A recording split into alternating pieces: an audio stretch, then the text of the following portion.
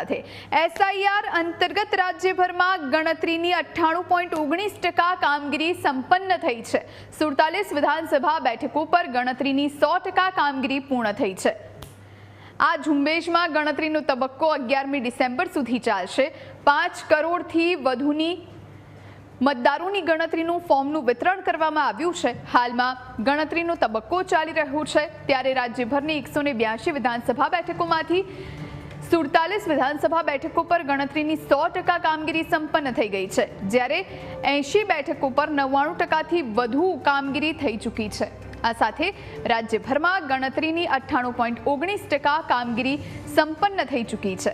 રાજ્યભરમાં 17.66 લાખથી વધુ અવસાન પામેલ મતદારો મતદાર યાદીમાં સામેલ હતા, જ્યારે 8.39 લાખથી વધુ મતદારો તેમના સરનામે ગેરહાજર જોવા મળ્યા। સાથોસાથ 36.89 લાખથી વધુ મતદારો કાયમી સ્થળાંતરિત થઈ ચૂક્યા હોવાનું ધ્યાને આવ્યું છે।